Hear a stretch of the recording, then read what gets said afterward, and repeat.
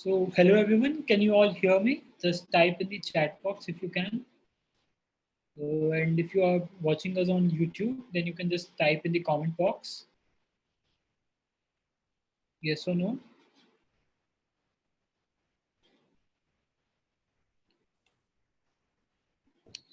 So, we'll just wait 2 more minutes to everyone join in.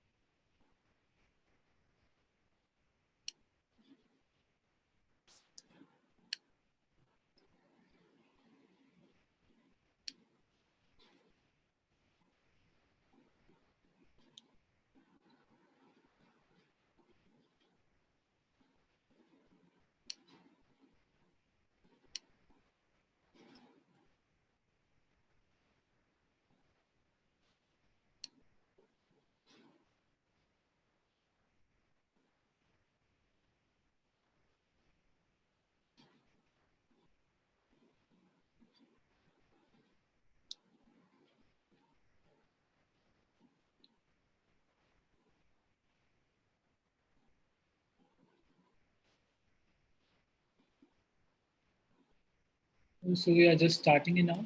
So, just confirm me whether I'm audible or not. Just typing in chat box, yes or no, or comment box. Yes. Perfect. So good evening, everyone. So today we are here for online workshop on becoming tech savvy in legal profession. And in this pandemic, we are forced to work digitally, and we should be much tech savvy these days to cope up with the world. And for this, we have Advocate Sujendu Shankar Das, and I'm very thankful, sir, for taking out time from a very busy schedule. He's a specialized in arbitration litigation practices, and he has the experience of handling several international and domestic arbitrations, matter, shareholder disputes, power projects, infrastructure, telecom, and other contractual disputes. And he's an advocate on record and regularly presenting before the Supreme Court, High Court, and various other tribunals across the country. And I'm just handing over to the sir to further take out the session.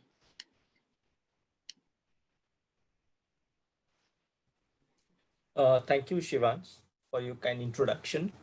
Hello, everyone. I think this is one of the most apt topic of the time, as we are discussing this topic over a platform, digital platform. So you can understand the importance of being tech savvy or being accustomed to the technology or usages.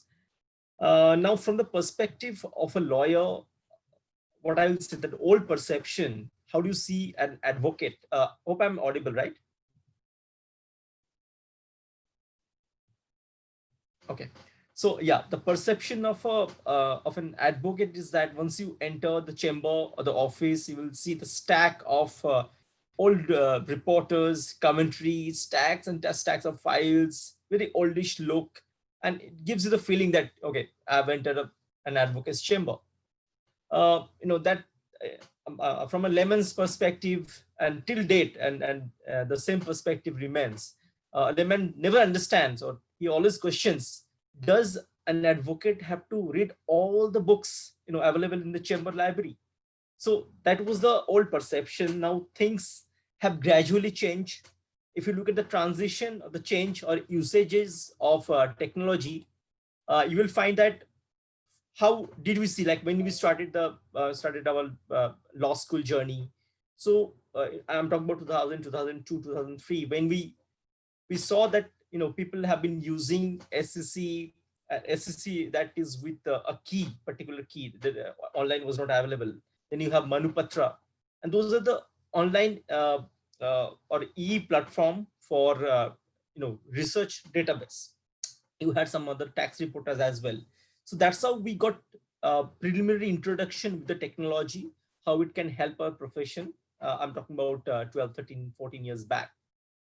Now, thereafter, gradually, you see that a lawyer is carrying a notebook, notepad, or a tablet to courtroom. You feel that this advocate is very tech savvy. He knows how to use the technology. And I remember one incident almost, I think, 12, 13 years back, maybe more than that. I heard that Mr. Harish Salve had appeared in Supreme Court and he was using a laptop during the court proceeding. So everyone is very surprised, and they said that this is this is how we should progress and all. So now coming to this 2020, now everything is I'll say very minor thing, given the kind of technology what we have been using, starting from filing, court appearance, everything. Now, if you talk about digital court, Delhi High Court was the first high court to have the digital court, e-court, what how we say it. It was introduced a few years back. So the problem is that the judges will use the screen, but lawyers will be using the hard copy of the paper books. So, but at least to some extent, the usages of paper books or the hard copies was reduced. That was a gradual, I'll say, that transition from completely physical mode to e-mode. Now, in one of the hearings, I remember long back, I think almost 7-8 years back. So, I'm discussing how the technology was used during the hearing. The question was, there was some default in opening e-tender, e-bid. So the question was whether my client had appropriately clicked on the right option, which apparently did not reach the contractor. So there's a demonstration, live demonstration, how to file for the e-bid. There's a proper screen setup in court number 2, Delhi High Court, and we demonstrated that we were right in clicking the submit button. Everything was perfect, but there's some technological lapse because of which my tender was not rightly submitted. So that's how we have seen that technology has been in use for quite some time.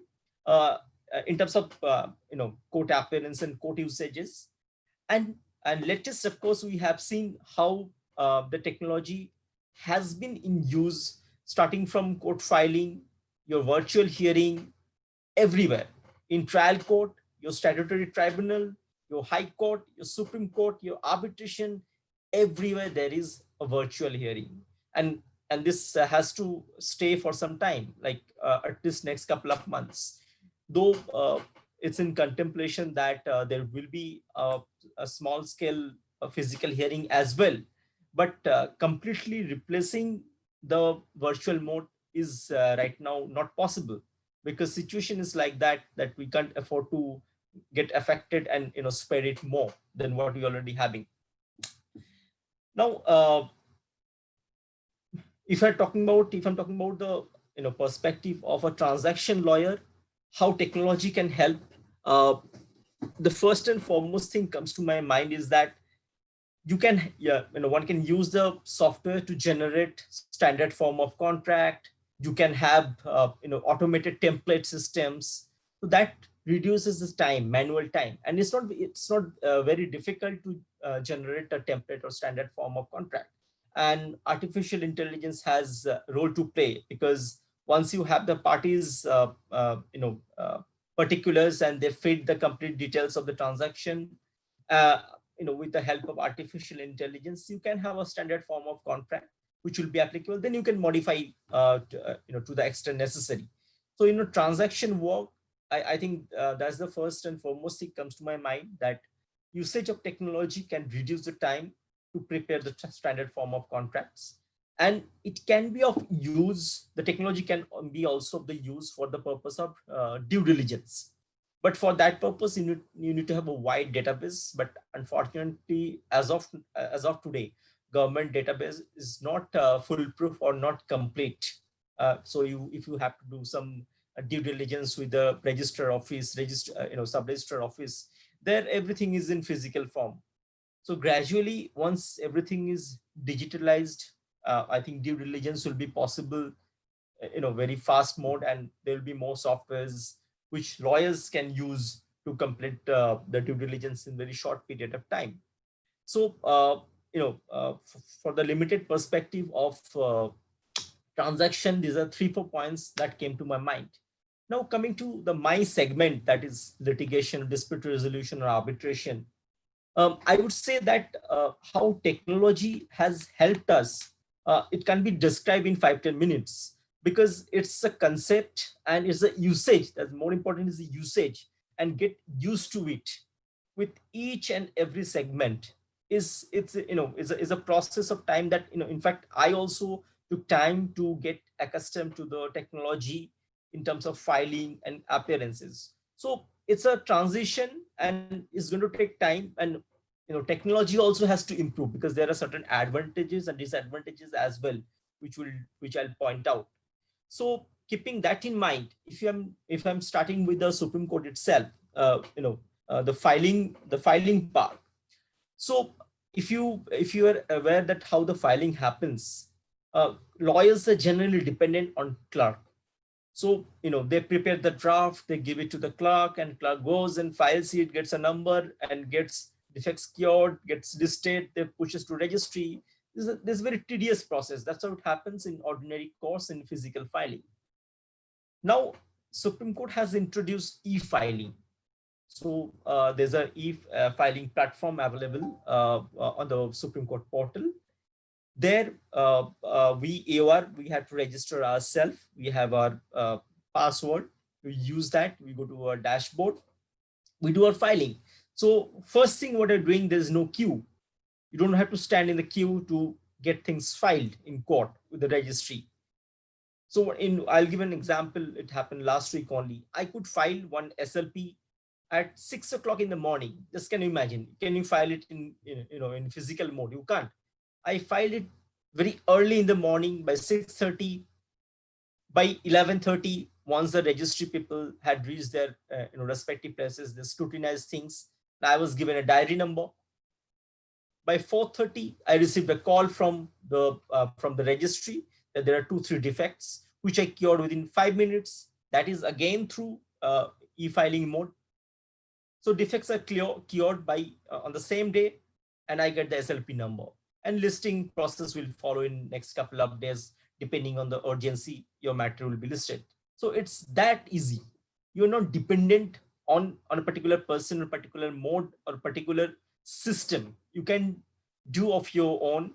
Now, once you do the e-filing, of course, there are many aspects that you have to keep in mind, because everything has to be in PDF format. So how to merge, demerge, how to paginate the PDF file. Those things you learn, and it's very easy. Once you have done it, then you can do it second time. It's very, very easy process. Once you have completely gone through the entire process. And of course, court fees are payable online. No one has to stand for the court fee and get the court fee and annex it. So you pay online through credit card, debit card, and your filing is complete. And of course, generally the tendency is that once you do the physical filing, you make 3 4 sets for yourself, one for your senior, one for your junior, whatever, one for client. But once you have a soft copy of it, one in PDF version, you think that I don't have to immediately print it. As as and when it's required, I'll get the files printed. So that's how you save the printing pages as well. So it's a it's an environment friendly option as well. And recently, of course, court has introduced the process that filing has to be in A4 size, back to back, so many processes. So that is the entire process, entire profession is environment friendly as well. Now, apart from that, so this is the entire structure of e-filing, the way you should file before the Supreme Court. The Supreme Court also has an app. Now, whatever the matters I have, it is now on one screen. Like I open the app, I go to my cases, all the cases, what was the last date of the matter, what is the next date, what are the orders available, everything is on my one screen. It's so easy. So the I don't know whether you have seen the earlier. Now also, if you go to High Court, you will find a cause list available in the library. It's a big bunch of books of all the cause list. Now that's a mere wastage of papers. Now everything you have on your mobile or on the website. It's just a click away. Um, so that's about the e-filing in the Supreme Court. Of course, High Court e-filing is also very easy. You have to just bookmark and do a couple of extra steps, and you can do the filing in maybe half an hour once the sets are ready. So once the filings are done, then the next step is a hearing. Now we haven't discussed about virtual hearing until this pandemic started. Now, since everything is dependent on the virtual mode, uh, I'll just briefly explain you how it happens in the Supreme Court. In Supreme Court, once your matter is listed, a WhatsApp group is created amongst the lawyers who are involved in the matters for the day in the court, in the court. Like for example, virtual court number 3. There are total 50 lawyers. A group is created of the 50 lawyers for the better coordination. So 10:30 the hearing starts. 10 o'clock the link is provided. So at 10:15 we click on the link. We go to digital platform. We are enqueued. Now, as and when the turn comes, the lawyers are unmuted and they speak, and they make their necessary submissions. So is that easy, the virtual mode? Now, having said so, there are a couple of disadvantages once you are having virtual mode. For example, if you don't have the right, connectivity or good speed, what happens is that your sound may not be clear. Your voice, if your voice is not clear, of course, many things may not be heard by the court, or you cannot hear the judges properly. Your video is not clear. That also impacts the hearing. For example, I think it was reported yesterday in one of the courts, the advocate did not realize that his matter has come up, so he was silent. So he thought it was the previous matter, so he did not say anything. Some order was passed. So there are certain disadvantages, but technology has its own way to develop itself. Of course, human only has to make the changes. So things are gradually changing. We are making better progress with time, and to incorporate many more things what we don't have, what we didn't have, but what we have, we are improvising on it. So I would say that virtual hearing in courts is, of course, it was adopted because there's no other alternative now. But I think since we have tried and tested it, and from both the sides, bar and bench, they got the flavor that it can be done. The hearings can be done online as well, and with some more improved technology, we can have virtual hearings. You can continue doing that alongside the physical hearings, and see the advantages. Like if I have to appoint an outstation counsel, for example, I have to brief someone from Mumbai, so the person doesn't have to travel to Delhi. So it's, of course, it's a matter of time, cost, and right now safety, health issues as well. So person sitting in Bombay, Mumbai can appear before the Supreme Court, and it's happening in Supreme Court. The advocates are now stations abroad. They are appearing before the Supreme Court from outside the country. So, and just see the convenience. Like if you have 3-4 hearings in a day before different forum, even if it's not different states, the same city, before different forum. For example, I have in High Court, I have in Supreme Court, I have also in NCDRC. Sitting on my desk, I can attend all the hearings. So it saves time, it's convenient, and of course, it reduces the cost of the client as well. So I think these are the broad points what come to my mind in terms of virtual hearing and filing. So far as alternative dispute resolution is concerned, I think technology already had a role to play, and it's increased multiple times, because once you're in arbitration, of course, we have been having arbitration hearing through teleconference since ages. So we used to have teleconferencing procedural hearings like 10 years back. Also, we used to have hearing over telephone. So with time, of course, you have now video mode as well. You can have video calls as well. Now, you know, particularly at this time, at this moment of pandemic, when people can't travel, people are stationed in their office, their hometown only, and the arbitrators are from different cities, councils for different cities or countries or different states. I think virtual mode of arbitration is very much essential. Primarily, first reason being that arbitration is less formal. You don't have so many procedural hurdles to cross, unlike in courts. Filing process is also very easy in arbitration. You don't have to get so many things done as you do for the courts. So once the filing is sorted, once you can do the e-filing, for example, you can upload through Dropbox, Google Drive, and people can just download and save their computer. The entire readings of maybe thousand pages can be uploaded and downloaded in half an hour time. So its filing is that easy in arbitration with the e mode. Now coming to the arbitration hearing, the the proper hearing, the procedural hearing and the argument stage. The procedural hearings, of course, can be done through online mode, virtual mode. People have been doing it.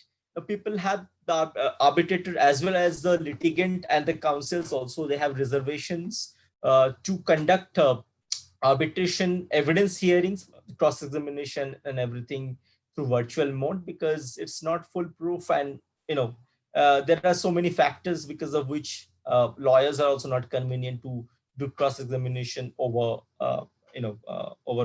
virtual mode. But be that as it may, if you don't have any option, like if it continues for another 3 months when you can't have a physical meeting, so then you have to do through virtual mode. So for example, next week itself, I have 3 virtual mode arbitration hearing, that 2 arguments. So in ordinary circumstances, no one will think. Now, since we can't travel anymore, we can assemble anymore, people have been thinking about it, and of course they're having final arguments as well through virtual mode. Even, in fact, I heard that in one of the arbitration, that there was ICC arbitration. So the way it is structured is that, so you have a virtual rooms for hearing and virtual meeting room also. Like you can separately log into the other room where your lawyer is sitting, and then the witness can meet, a lawyer, the party can meet separately, then again join back to the virtual hearing room. So those facilities, those are innovative things people are thinking, and they're implementing gradually. Now, another important aspect that is irrespective of pandemic and virtual mode, the usage of technology in arbitration is immense when you have the recording of arbitration proceedings or evidence. So in ordinary circumstances, especially the domestic arbitration in India, how we record the proceedings or the evidence is simple. What steno comes, it types on keyboard, and it's get recorded. Sometimes you have projector to see what is being typed. Now, what technology what we have in arbitration, especially international commercial arbitration, is called real-time transcript facility. And it's not it's not, it has just come a couple of years back. It's there for more than 10-15 years. Unfortunately, we don't have in India as of now, because you need a special trained typist to type, to use the machine, to use the real-time transcript. What happens in real-time transcript is that a person, for example, if I'm saying these words, these sentences, these are simultaneously getting recorded. You can see on screen, digital screen, that whatever is spoken is recorded verbatim. So there is no manual change separately. And how it is being used in arbitration, there you will understand the usage of technology in arbitration. So what happens once you have the technology or the real-time transcript facility used in arbitration, your transcript is recorded, your evidence is recorded throughout the day. From, for example, morning you start the hearing, 3 o'clock you finish your arbitration hearing, you complete your evidence. By 5 o'clock or 4 o'clock, you get the complete transcript over 50 pages. So whatever has been spoken is already recorded, and that's is a you have the search option. If you want to control F something, find something, you can immediately trace it. It's that easy. So by 5 o'clock, you have the transcript ready, and you can start preparing for the next day or the next witness. If it is for the final argument, you can use those transcript and prepare for the arguments. Compared to that in India, if I have to compare that way, the technology wise, so I would say that the way it has been happening, uh, at max in two sitting arbitration hearing, you can record maximum. I have recorded 150 questions. 150 questions. That's it. Like I'll ask the witness 150 questions. He will respond to that. Those will be typed. Now, compared to that, if you have the real-time transcript facility, it can be 750. It's that big, that huge in number. You'll finish your cross-examination same day. So in like in ordinary circumstances, you have the cross-examination for 5-6 hearings, maybe more than that. Sometimes it goes beyond 10 hearings as well. Now, if you have a real-time transcript facility, you use the technology, the entire 7 days, 10 days cost can be avoided. You can finish it one day. Now, of course, now usage of technology is very expensive because, as I said, that India does not have that technology. Not we have that expertise in terms of the technician or the typist who can use that sort of technology. So and though it has been mooted that some of the institutes in India, they will be getting the people trained, and it's an investment as well, because there's a huge demand of TL10 transcript facility in India. In fact, I remember in 2000, sometime 2010, I had hired this technology from Singapore, and that time it had cost for 2 days almost 12 lakhs. It is that expensive. Uh, Now I think it must have increased manifold, but mostly if you have arbitration seated outside India, then of course people don't have to travel to India.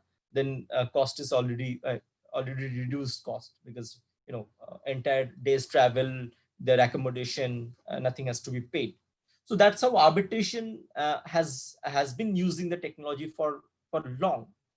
And there is one artificial intelligence programming or software available in the there are more than that in the market, which has the facility of documentation of the entire arbitration. For example, if you have 10,000 pages of documents in an arbitration, if you do the manual pagination and exhibiting and creating volumes, hearing bundles, it takes weeks and weeks. And of course you need resources for that, be it your steno, your secretary, uh, anybody can do it, but it's a matter of resource, time, and cost. But if you use the technology, like nowadays these things are outsourced also by small companies. They take the files, they take the volumes, and they prepare the sets and give it to you. It comes with the consideration of some cost, but it has become so easy that people have been outsourcing this kind of small works, which is administrative in nature. There's no real legal work involved, and it has been outsourced, and they get it done. And they use artificial intelligence and other technologies to paginate. In fact, I've also heard that what happens if you have in construction arbitration, you have more than maybe 10,000 pages of documents. There'll be maybe 20 volumes of documents. Now, how to search a document? So once you have digitalized all the documents, so your search, whatever search engine you use, for example, this software what I've been using, it indicates the kind of words you try to look for in arbitration. It give you hints. So those kind of usage of technology helps in your preparation, and it reduces the time. And having said so, I think these are the preliminary things that coming to my mind, how you can use the technology for arbitration and court litigation. And There's another aspect, what I think is yet to be tried and tested. A couple of law firms must be doing it, I'm sure. It's called case management software. Uh, there's one company called Kenovos. They had introduced this case management software. There are more institutions or companies. They have the software to monitor different cases. Like, for example, if an office has almost 70 cases, so if you have the software installed, so yeah, and you have a 5-6 people in a team who take care of those matters, the way the draft, when the draft has to be prepared, when it is reviewed, when it is to be filed, you get automatic reminder. Once it is filed and somebody has to fit the number, of course, you get the number, you get the next date of hearing, you fit the next date of hearing, what happened in the court in one sentence, it is recorded. So and sometimes it can be linked with the high court or supreme court or district court website also, so that they can monitor the next date itself. You don't have to manually feed. So those are the case management system software that can be used to for overall management of the case. So I think these are the points, or these are the technologies what I feel are extremely relevant for the from the perspective of a lawyer, that we must be using. Like I'm sure that most of you are are very young, and of course that how technology is being used, how to use your WhatsApp and different apps. But the people, the advocates, those who are above 50, they are also getting gradually accustomed to different technologies, and they have been using it very perfectly. Like they know how to use WhatsApp, they know how to get into Zoom call, they know how to do the e-filing. So it's all about the practice, and your mindset is very important. How you embrace technology is very important. If you are scared of technology, I should not say you, but if I am scared of technology, I'll never be able to learn it. So once you know it, you have to study, you have to read the technology blogs. I think these are the keys or the ways that gradually you can get accustomed to different available technologies. And of course, it's a matter of investment as well. And the kind of softwares, what I have been saying, that these are not these are very expensive. In fact, one of the software, I heard the case management software, it costs more than 10 to 15 lakhs. So it's a matter of investment. So in a small setup, I understand it's very difficult to implement, but once you have a medium setup, and you can compare that, if I invest this much of money in the software, my life will be easier. I'll be able to implement more work. I have to take up more work and more efficiently. It reduces the cost. It everything is done in timely manner. So you have to compare and see that these are the advantages I'm getting if I do the investment. And of course, technology is always good, but of course there are certain ethical questions as well. For example, as I said, in evidence is cross examination, lawyers are not very optimistic to do the cross examination, because there's a tendency to tutor the witness, because it's not very foolproof. You have only screen available for the the witness. So somebody else is present in the room or not, you don't know. You have to take care of the other safeguards as well. So if you of course, technology comes with its advantages and disadvantages, and I think it's more of advantages, but how we use the technology, that will determine the advantages. With that, I think I would like to wrap up my talk, and would of course would like to see if anyone of you have any question uh, to ask or know, or maybe some comments, what you have faced, or what you would like to see. Would like to have your comments on that. Thank you. So there are a few questions.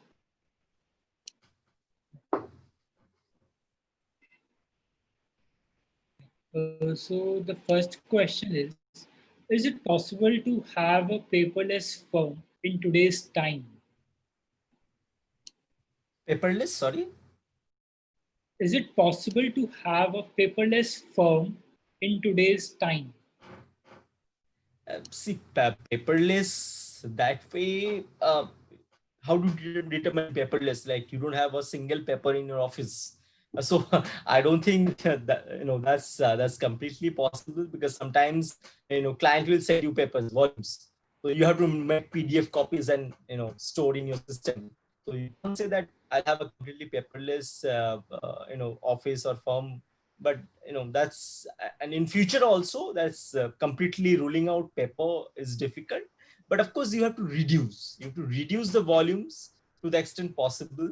And today's time, frankly speaking, I am also not that happy with reading everything online. Sometimes I also take out print of a note and keep on marking on different colors. So I think that's the instinct, and that's how I'm used to. But gradually I think we have to change our habits for better concerns. So the next question is, so what kind of changes are you looking for with respect to technology being adopted in automating routine work? See, routine work in the sense, for a litigating lawyer, routine work will be drafting, filing, hearing. That's it, right? Now, technology, what you can use at best, I feel that sometimes you need to cut copy the template. But what material you will put in the draft, that should come, that has to come from your mind, from your reading, your brain, right? So application of mind brain is very much essential. But the technology, the way it is used, like standard format or other things of any a petition, what are the essential paragraphs that you can have as a template form, in e form. You have to just fill in the remaining details. So that's one way to cut short your time. Like if you dictate to your steno that the standard for standard clauses or standard paragraphs, that takes time. So if you say that this is standard format, in after this para you should include this, so it reduces time. That's one way to use the technology to enhance your drafting skill, in the sense efficiency, I would say. So far as the hearing is concerned, of course there is no comparison between physical and virtual hearing. Virtual hearing is good, of course, is a need of the time what we have been using. And of course the kind of platform we have, platform to hold virtual hearing, is good. But there are debates, people have been facing difficulty in filing as well. There are so many times there are errors which come, so you can't successfully file. There are issues, but those have to be perfected. That's it. Because once you have better technology, your work also becomes more efficient. Yeah, in arbitration, I've already discussed, like digital platforms or digital mode has always had a role to play. So the technology has to be improved, and people have to adapt that technology more importantly. For example, if your arbitrator is not used to, is not fine with the virtual hearing or the e-copy, then you have to send a physical copy, so that you know uh, uh, sort of adds something to it, so something to your additional work. So I think it works from both the sides, from bar and bench, and arbitrator or councils. From both the sides, if they get used to advanced technology uh, and all the steps, I think it will ease the burden. So, in this time of online internship, how law students can increase their skills to be more productive in their online internships? Yeah, that's very interesting questions, because nowadays everything is online, so internship is also online. And of course it gives you option to for example, you don't have to travel outside your city. You can opt for internship virtually. But what I feel is that once you have, like what I have experienced, once you have virtual intern, then of course lawyers, they tend to assign through WhatsApp, through email. I think, there's no real discussion. So unless you speak to the person, you can't transfer the knowledge. And that's discussion, brainstorming is very important. So I think that, and that's the only disadvantage of virtual hearing. So I would request that those who are doing virtual hearing, you insist that if you have any doubt, that you should speak to your senior. At least you should be given allowed some time in a day to speak, to raise your concern or discuss your research proposition, your outcome.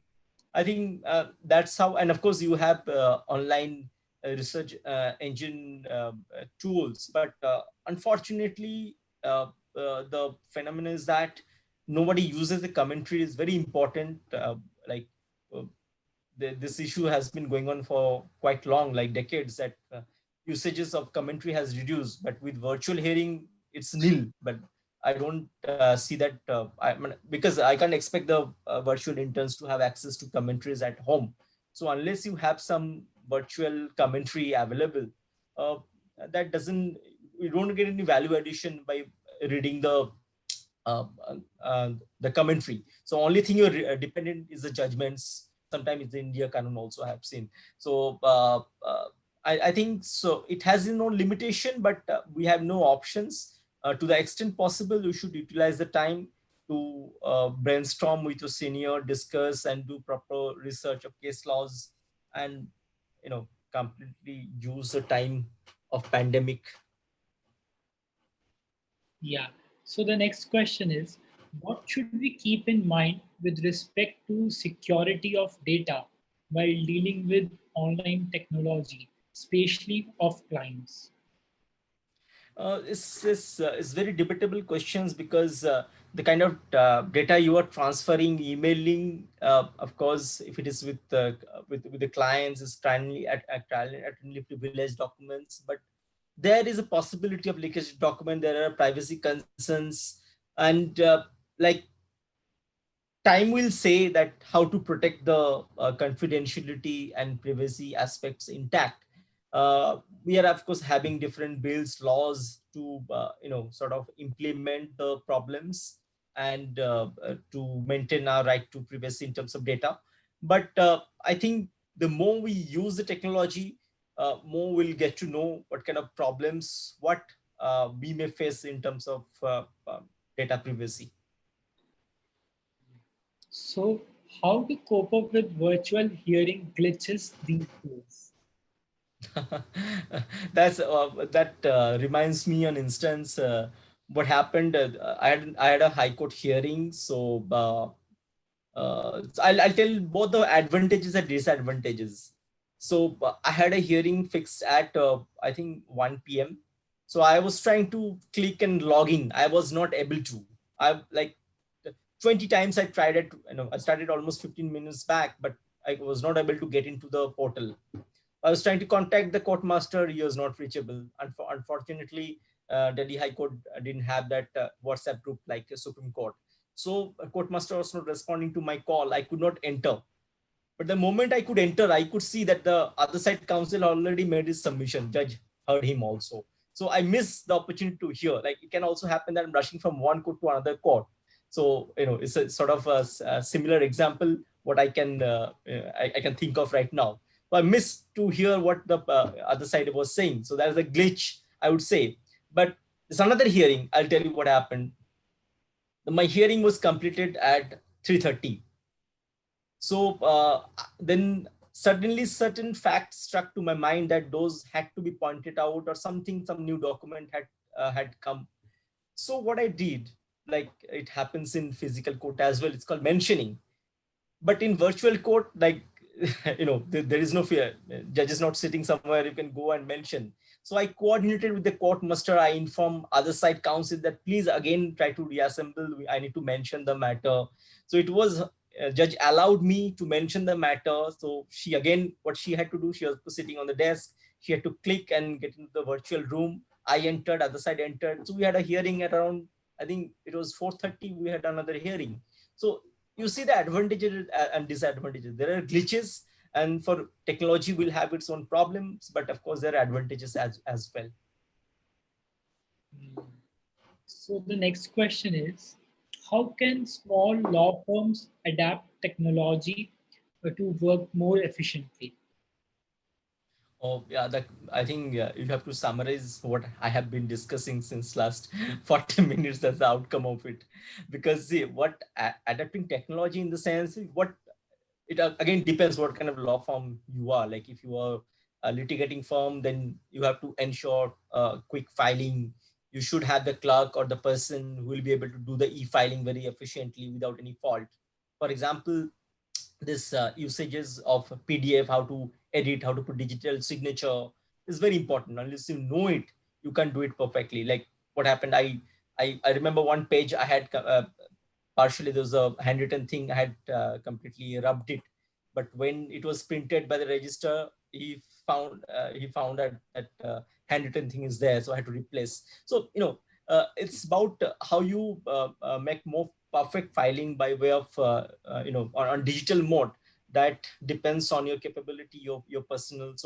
Uh, so far as e-filing is concerned, I think only thing you need is a good internet and a good computer. That's it, nothing else. And so far as virtual mode is concerned, of course, I think you see I have my uh, uh, camera on my laptop. I don't think it's a good resolution. That's how I think my picture, the video is also not very clear or bright. So you should have a camera or audio system, and those are the small things I think adds value to your efficiency. And of course, online database is always preferable, so that adds to a technology what can shorten your time to do the research. I think these are the basic things. If you have, and of course, for virtual hearing, some people have the sort of a digital TV or whatever you say, screen, and not a laptop to hold the hearing. If you have those kind of facility, of course, those are value additions to your firm to have better performance. Yeah. As a lawyer or upcoming lawyer, what skills we should develop through particular softwares or website, what we should master in to becoming a tech. Yeah, so the technology, that app, research tools you use to facilitate your skills, don't be dependent on them. That's very important. Ultimately, it's we are you have to be creative, you have to be innovative. And as a lawyer, it's completely a matter of application of brain mind. So if your focus shifts to completely a digital world where you're completely dependent on technology, to some extent, your thinking capacity, your mindset, your application of mind, everything has an impact. So don't get technology impact those basic traits what a lawyer should have. So of course, as I said, technology should be aiding you. It should not be, you shouldn't be dependent on the technology. I think if you are follow these basic rules, like if you have this basic principle in mind, that is sufficient. Like technology will come, of course, there'll be more and more technology, you have to adapt it. But your your thinking capacity, your analysis, your analytic aptitude, capacity, knowledge, reading, those should not be minimized. So, as promotion is not allowed for lawyers, how can we use technology in our favor to make our online presence? I didn't follow the question. Can you please repeat? Uh, as promotion is not allowed for lawyers, how can we use technology in our favor to make our online presence? See, solicitation of work is not like advertisement of your what you have been doing is not permitted, is prohibited by Bar Council of India. Now digital platforms, just to some, like for example, people use LinkedIn for the promotion of their work, and some people do. Unfortunately, Facebook also they use their tool for the promotion. See now, I think Bar Council of India and the concerned Bar Council, they have realized that you cannot enforce it stricto sensu, because if you go by strict nature, then all this sort of may fall under advertisement or work. So that way, it becomes difficult. But within the restricted terms. yeah, if you're focusing on your knowledge, you are spreading the knowledge. I think that's one way to sort of you can make your presence feel in the digital world, and simultaneously you are not violating the bar council rules. And I'm sure that with time, within next couple of years, there will be some rules framed for advertisement by the lawyers on digital platform and other media. But let's see what kind of rules are being framed. And but that's need of the hour, because people are doing it indirectly. So instead of curbing it or completely restricting it, there should be some sort of guidelines framed. That's also we have covered, I think, all the questions. And thank you Great. so much, sir, for giving us so much of knowledge in short span of time. And this is really going to benefit a lot of us. And thank you so much, sir. Thank you, Shivan. So, this was an interesting topic. I could share to the extent possible within limited time frame my experience. I hope the listeners will be benefited, and of course they will also experience, or they have experienced, the usage of technology, their glitches, advantages, and looking forward to discuss more in future. Thank you. Definitely, sir. Thank you so much, everyone, for joining in.